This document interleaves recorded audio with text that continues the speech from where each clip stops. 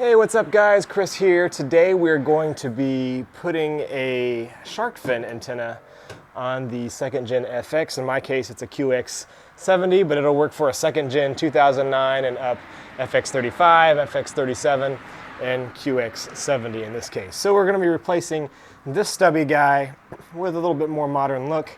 The second gen FX is a really cool looking vehicle and I think stands up to modern standards as far as looks go. However, this antenna definitely does bring it back a little bit, so we're going to try to modernize that. This is an easy install. What I will say right before jumping into this is the link for this one is in the video description, because there's a lot of knockoffs and I say fake ones that don't work. They're cheaper. Amazon and eBay, like $10, $15 ones, I've bought those and they don't work. They're not big enough to actually fit over this base, which is the important thing that you gotta look for with this one. So this one is an Amazon one, but it's the correct one. This one is a bit more expensive. It's about 50 bucks, but you get what you pay for. This one actually works and fits over the base like it's supposed to. So if you wanna make this an easy stick-on install and go about your business, then this is the way.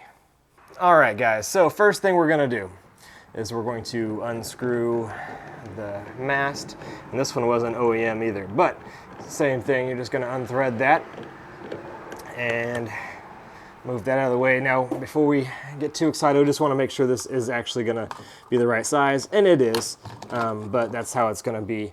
So those other ones, those cheaper ones you find, they won't do this. They won't fit over this, so that's why you've got to get this one. All right, so you can see it's got the copper antenna relay in there, so we're not going to lose any reception with that. So essentially we're just going to screw this on here. It does come with a couple screws here. You just have to figure out which one is yours. That's what's going to attach it in there. All right, so I'm going to go ahead and thread that in there to hold it in place, and then we're going to clean and prep the area. And I've got that finger tight right now, but I'll snug it up for sure in a second. So the area that's going to make contact with our 3M, just want to make sure to clean it real good, because I've got a ceramic coating on this, so make sure that we make good contact here. All right, so that's how it's going to go on. I'm not going to leave it like that right now though, because we got to take this 3M tape off first, and so we got to take this off, otherwise we won't fit it over the wire. All right, so I'm going to go ahead and remove the 3M tape, and then I'm going to heat it up with a heat gun. Now this is just something I've been doing the last few years with 3M. Is you can use a blow dryer or a heat gun. Just a few seconds on there, it softens up the adhesion a little bit, and makes it hold stronger, a little bit better seal, just makes it a little tackier. So I'm going to do that real quick just to make sure this thing's not going anywhere once we got it on. All right, so now that the tape is off, I'm just going to put this back on.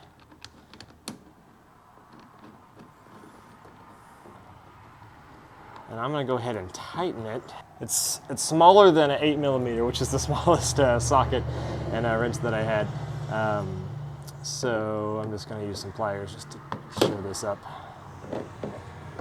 Not the best way, but it'll work. Okay.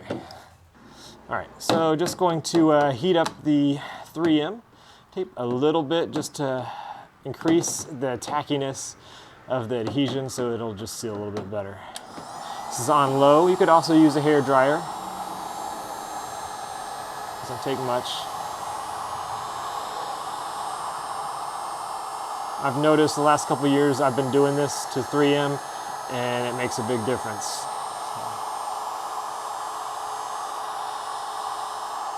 Especially parts on the outside of a vehicle. My body shop friend taught me this, and had good luck with it. All right, tuck this wire in. Now when you're ready to push this down, I kind of recommend doing this from the back, just so you can make sure it's not crooked. It's kind of hard to tell on the side, but otherwise you could end up with it kind of cattywampus like that. So just make sure you've got it lined up perfectly before you do that final push down. Push that down and just hold firm pressure about 15-20 seconds.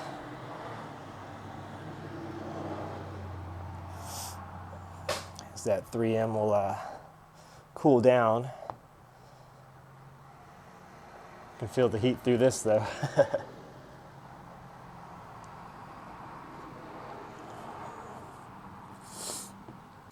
All right, world test here. We're just gonna make sure the radio still works with good reception. I mostly use XM and Bluetooth, but we'll check the FM here.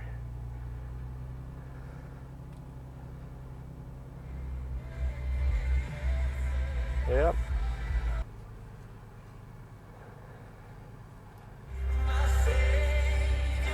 All right, I don't want to get a copyright strike, but yeah, it does work. So no loss in audio quality there or range. So this is a win.